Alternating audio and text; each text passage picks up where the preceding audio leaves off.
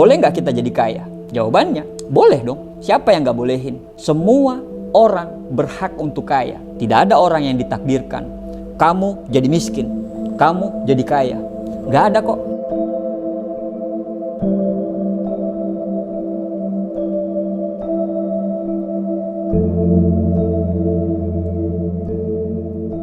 Ketika kita menonton YouTube, orang lain itu kita lihat udah jalan-jalan ke Paris. Sedangkan kita masih tinggal di rumah kontrakan, yang kontrakannya itu akan habis bulan depan. Orang lain udah beli mobil listrik, sedangkan token listrik di rumah kita bunyi terus minta diisi. Orang lain pamer saldo miliaran di rekeningnya, sedangkan kita sampai saat ini itu masih dikejar-kejar rentenir dan pinjaman-pinjaman online. Ya kita pengen seperti mereka, dan kita berkata, Tuhan, bisakah kau turunkan uang untuk saya? Saya ingin sukses, saya bosan miskin, saya ingin membanggakan kedua orang tua saya ingin membanggakan anak-anak saya tidak mau jadi sampah di negeri ini. Saya ingin itu, saya ingin ini, dan masih banyak keinginan kita yang sampai saat ini itu cuma jadi hayalan. Pertanyaannya, boleh nggak kita jadi kaya? Jawabannya, boleh dong. Siapa yang nggak bolehin? Semua orang berhak untuk kaya. Tidak ada orang yang ditakdirkan kamu jadi miskin, kamu jadi kaya. Nggak ada kok. Memang betul, lahir dengan kondisi miskin itu bukan salah kita. Tapi mati dalam kondisi miskin itu mutlak salah kita. Tapi bagaimana caranya? Apa rahasianya? Rahasianya adalah mulai perbaiki dari dalam dirimu sendiri dulu. Intinya, jadilah orang yang tepat. Jadilah orang yang siap secara jasmani. Jadilah orang yang siap secara rohani. Jadilah orang yang mau terus belajar, mau terus berusaha, dan jadilah seorang hamba yang selalu mentaati perintahnya dan menjauhi segala larangannya. Karena keberuntungan itu adalah bertemunya antara kesempatan dan kesiapan. Jadi kita persiapkan diri kita dulu. Jadi pada saat kesempatan itu datang, kita sudah siap. Kata kuncinya adalah diri sendiri kita dulu yang harus kita rubah. Bagaimana kita mau sukses kalau sholat saja kita tidak pernah? Bagaimana kita mau sukses kalau hubungan dengan orang tua kita tidak pernah akur?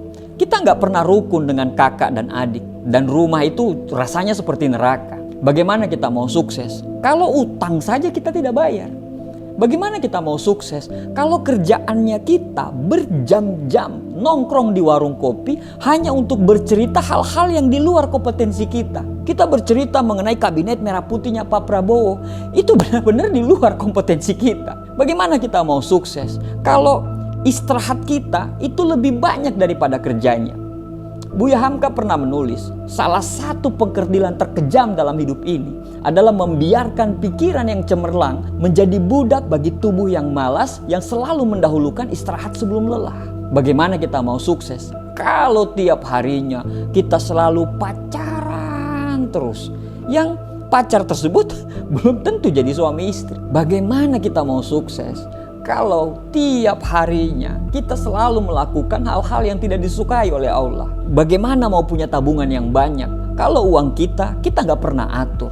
Cafe tiap hari, self reward tiap minggu, check out Shopee tiap minggu.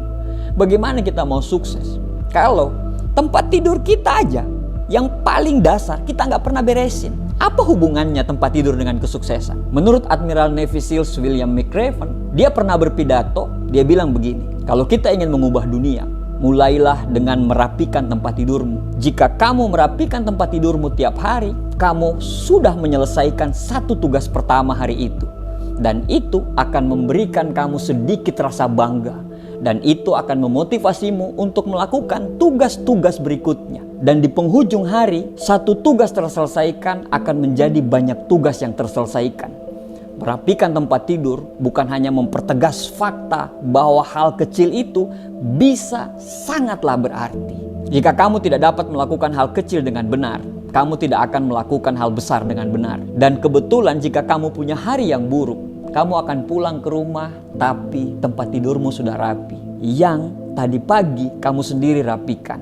Dan tempat tidur yang rapi itu memberikan pengingat kepada kamu bahwa hari esok jauh akan lebih baik. Rezeki itu ibarat helikopter.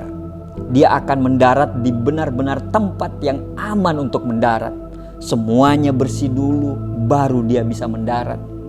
Sama, Rezeki itu bisa mendarat bila hati kita sudah bersih dulu, diri kita sudah bersih dulu, pikiran kita sudah bersih dulu dari hal-hal negatif, tangan kita itu bersih dulu dari hal-hal yang kotor, kaki kita bersih dulu dari langkah-langkah kaki ke tempat yang tidak semestinya, telinga kita bersih dulu dari omongan-omongan orang yang hanya membuat kita jadi terjatuh, mulut kita itu bersih dulu dari perkataan yang tidak pantas, otak kita itu bersih dulu dari pikiran-pikiran yang merusak. Dan hati juga harus bersih. Ketika semuanya bersih, kita bisa menerima masukan-masukan yang mendorong kita untuk terus berkembang. Sederhananya begini, bayar hutangmu, jangan sampai punya hutang, jujur, jaga amanah, perlakukan orang tuamu seperti raja, jaga martabat suami atau istrimu, sayangi anak-anakmu, dan juga sayangi sekitarmu. Artinya, bagusin dirimu sendiri dulu supaya rezeki itu bisa mendarat dalam hidup kita. Apa yang dikasih ke kita itu semua titipan. Jadi Sang Maha Pemberi rezeki ini hanya akan menitipkan rezekinya kepada orang-orang yang Tuhan senangi dan pastinya terpercaya. Nah, setelah kita melakukan semua yang Allah suka, yang harus kita lakukan berikutnya adalah sabar dan pahami konsep rezekinya. Rezeki itu tidak selalu berbicara masalah uang. Rezeki itu tidak selalu berbicara masalah materi. Rezeki itu luas. Rezeki itu bisa berupa kesehatan. Rezeki itu bisa berupa anak yang soleh. Rezeki itu bisa berupa pasangan yang menjaga martabat keluarga.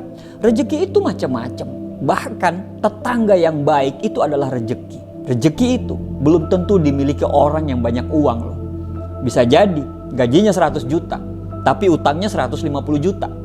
Coba bandingkan dengan orang yang punya penghasilan 5 juta, tapi pengeluarannya cuma 2 juta per bulan. Siapa yang lebih kaya? Jadi, jangan semua diukur dengan uang. Kalau semua diukur dengan uang, gak akan ada habisnya dan gak akan ada puasnya. Ada juga nih, orang yang uangnya tidak berseri. Dia bisa beli makanan apa saja yang dia mau, tapi tidak semua makanan yang bisa dia makan. Dia bisa beli makanan yang dia mau, tapi mau makan ini asam urat, mau makan itu diabetes, mau makan ini kolesterol, dan sebagainya. Bandingkan dengan orang yang bekerja sebagai kuli bangunan, tapi tiap jam makan, jam istirahat, dia bisa makan makanan apapun dengan lahapnya tanpa pantangan. Kekayaan itu hanya titipan Allah. Mobil, rumah, dan semuanya itu hanya titipan. Tuhan bisa kasih semuanya, tapi Tuhan bisa mengambil semuanya karena semuanya itu adalah hak dari Tuhan. Kalau kita sadar semuanya hanya titipan, maka tidak ada yang perlu kita sombongkan dari apa yang kita miliki di dunia ini. Kalau kita sudah bekerja keras, kita fokus di bidang masing-masing, kita sudah bekerja keras, kita sudah bekerja cerdas, kita sudah bekerja ikhlas, terus belajar untuk menjadi ahli di bidang masing-masing, terus belajar ikhlas dengan menyerahkan semuanya kepada Allah. Insya Allah, waktu kita itu akan segera datang. Dan waktu yang tepat akan datang kepada orang yang tepat. Jadi, jadikan dirimu orang yang tepat saja dulu. Mulai dari sini saja dulu. Insya Allah 1 tahun yang akan datang, hidupmu insya Allah akan berubah. Terima kasih. Semoga bermanfaat.